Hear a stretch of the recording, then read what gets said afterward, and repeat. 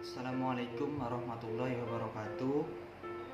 Perkenalkan, nama saya Farhanur Rahman, NIM 19011111158.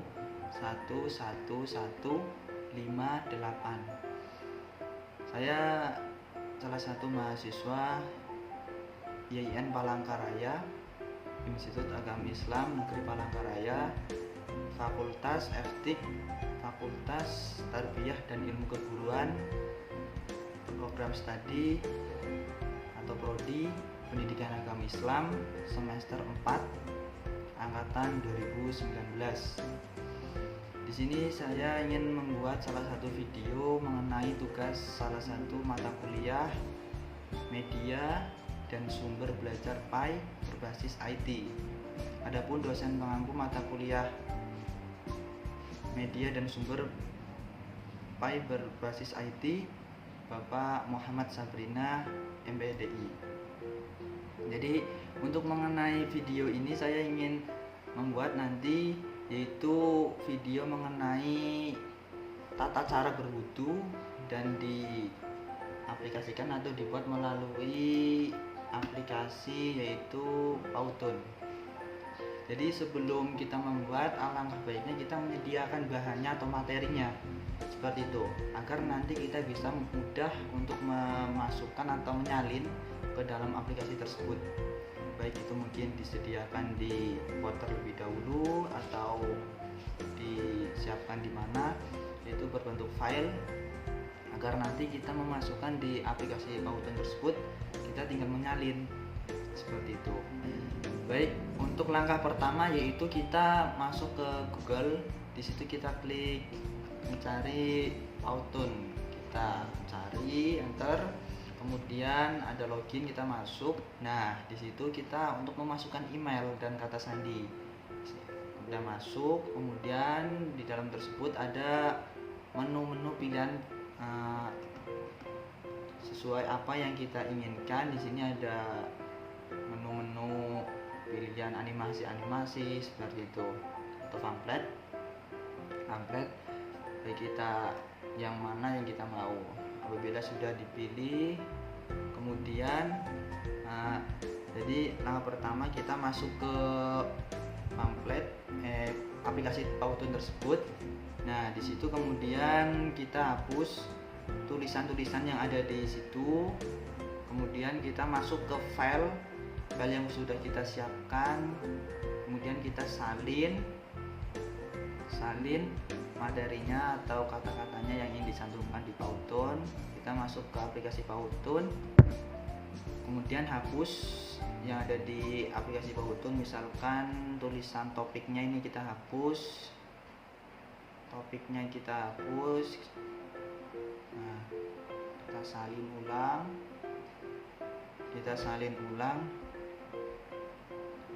nah, salin, di copy, lalu salin, kita masuk ke Pautunnya, kemudian kita hapus. Nah, kita kopas di dalam situ dan kita bisa menyesuaikan ukuran yang pas atau yang sesuai di dalam slide tersebut. Kita atur besar kecilnya huruf tersebut. Nah, jadi seperti itu. Intinya membuat ini untuk memasukkan materinya di dalam aplikasi tersebut hanya menyalin salinan apa yang sudah kita siapkan dari awal. Materi-materi yang mau dimasukkan atau disalin di aplikasi tersebut, kita tinggal menyalin. Mungkin itu saja yang bisa saya jelaskan mengenai cara pembuatannya. Sekian, terima kasih. Tata cara berwudu. Sebelumnya, untuk mengenai tata cara berwudu, ini ada beberapa yang saya kutip dari referensi, baik itu jurnal atau artikel dan lain-lain. Perlu kita ketahui, rukun wudu itu ada 6, yang mana ada niat wudu, terus membasuh muka, terus membasuh tangan sampai siku, terus mengusap sebagian kepala, terus mencuci kedua kaki hingga di atas mata kaki, dan yang terakhir tertib atau urut. Namun di sini saya mengambil referensi dari beberapa artikel atau referensi dari beberapa jurnal. Ada beberapa tata cara wudhu, yaitu di sini ada 10. Ada 10 yang mana di sini ada niat berwudhu, membaca basmalah, berkumur-kumur, mencuci lubang hidung, mencuci muka 3 kali, mencuci kedua belah tangan hingga siku, mengusap kepala, membersihkan kedua telinga, mencuci kedua kaki hingga di atas mata kaki, dan yang terakhir atau 10 membaca doa setelah wudhu. Jadi ada 10. Untuk yang pertama, niat berwudhu. Jadi niat dalam berwudhu ini diartikan sebagai kesungguhan hati untuk berwudhu karena melaksanakan perintah Allah SWT dan mengikuti ajaran dari Rasulullah SAW. Sebenarnya untuk mengenai niat yang pertama ini tidak harus diucapkan, tetapi yang paling utama ini ada di dalam hati seseorang.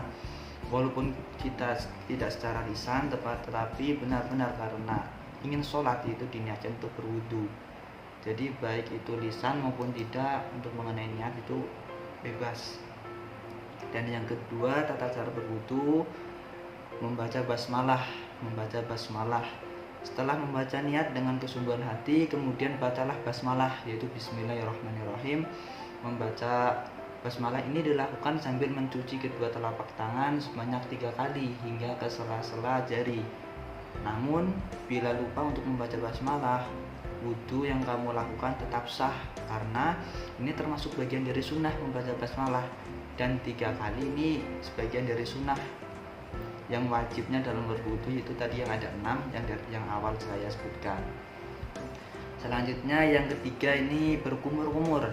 Berkumur-kumur ini juga salah satunya sunnah. Nah, berkumur-kumur sebanyak 3 kali atau memutar air dalam mulut dan mengeluarkan serta membersihkan gigi dari sisa-sisa makanan yang ada pada gigi. Jadi kenapa harus ada berkumur-kumur? Ini termasuk disunahkan karena kita mungkin habis makan atau minum masih mengandung rasa seperti itu di mulut kita, sisa-sisa makanan atau minum-minuman, bahkan ada sisa-sisa makanan juga, agar dengan adanya berkumur biar bersih. Selanjutnya yang keempat, mencuci lubang hidung. Nah, mencuci lubang hidung pun ini termasuk sunnah, bukan wajib dalam berwudu. Jadi mencuci lubang hidung sebanyak 3 kali untuk mengeluarkan kotoran yang ada di dalamnya, dan disunahkan pula mencuci lubang hidung dengan cara menghirup air dalam sekali hirup serta mengeluarkannya dengan memencet hidung. Seperti itu disunahkan juga agar mungkin di lubang hidung kita banyak kotoran atau debu. Disitulah kita membersihkan dengan cara berwudu tadi. Selanjutnya yang kelima, mencuci muka 3 kali atau mengusap muka, membasuh muka 3 kali. Jadi mencuci muka 3 kali pada saat berwudu sebaiknya dilakukan mulai ujung kepala, tumbuhnya rambut hingga bawah dagu, serta membersihkan dari telinga kanan ke telinga kiri. Jadi dari sini, dari ujungnya yang mulai dari rambut sini semuanya harus basah semua sampai sini. Harus kena air semuanya, harus rata. Itu untuk mengenai membasuh muka.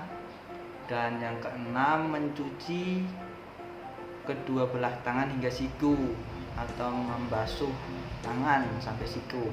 Jadi yang namanya siku ini pokoknya dari sini sampai ke sini harus basah semuanya. Terus kalau sampai sini tidak sah karena aturannya sampai siku 3 kali. Selanjutnya yaitu mengusap kepala. Tata cara wudhu selanjutnya ialah mengusap kepala dari depan hingga bagian belakang sebanyak 1 kali. Nah, Ali bin Abi Thalib berkata, aku melihat Nabi SAW mengusap kepalanya 1 kali. Seperti itu. Jadi mengusap air diusapkan, bukan dibasahin. Semua yang penting diusap dengan air yang mengalir, yaitu pas kita saat berwudu. Yang kedelapan yaitu membersihkan kedua telinga. Setelah mengusap kepala, dilanjut dengan membersihkan kedua telinga tanpa perlu mengambil air banyak, secukupnya. Nah, segini sampai belakang itu ditarik. Membersihkan telinga dalam tata cara wudhu ini dilakukan dengan memasukkan jari telunjuk dalam telinga, kemudian ibu jari mengusap kedua daun telinga. Hal ini dilakukan secara bersamaan antar telinga kanan dan telinga kiri. Nah, saya pernah membaca artikel juga, jadi boleh gantian atau bersama-sama. Yang jelas sunahnya itu kanan, yang diutamakan dari hal yang kanan dulu, seperti itu. Terus yang ke-9, tata caranya ini mencuci kedua kaki hingga di atas mata kaki. Jadi di mata kaki. Jadi kurang lebih di sininya lah kalau kaki. Jangan sampai atas tempurung lutut, enggak. Yang diwajibkan sampai mata kaki, terus jari-jari kaki, selah-selah jari kaki terus basah semuanya. Terus yang terakhir yaitu membaca doa wudhu. Setelah selesai merangkaian wudhu yang benar, disunahkan untuk membaca doa selepas wudhu. Dan saat memanjatkan doa wudhu, sebaiknya berdoa dengan menghadap ke kiblat dan mengangkat dua tangan, seperti itu. Jadi ini mengenai tata cara wudhu. Di sini saya mengambil 10 tata caranya. Adapun sunat fardunya atau yang wajibnya ada 6. Yang pertama pasti kita niat. Yang kedua membasuh muka 3 kali. Yang ketiga membasuh tangan sampai siku. Yang keempat mengusap sebagian kepala. Terus yang kelima kaki, membasuh kaki sampai mata kaki. Terus yang keenam terakhir itu tertib atau urut. Dalam wudhu sebenarnya itu pun gak apa-apa, itu aja. Tapi itu jangan sampai ada satu yang ditinggalkan. Misalkan nih aku nggak mau membasuh tangan lah, itu nggak sah karena ini wajib. Itu sesuatu yang wajib, apabila dikerjakan pastinya mendapat pahala, dan apabila ditinggalkan ya berdosa atau sia-sia. Kalau sunnah sebaliknya, makanya kalau sunnah dikerjakan ya dapat pahala, tidak dikerjakan tidak mendapat pahala dan tidak berdosa. Itu mungkin mengenai tata cara berwudu atau sedikit materi dari tata cara mengenai berwudu. Sekian, terima kasih.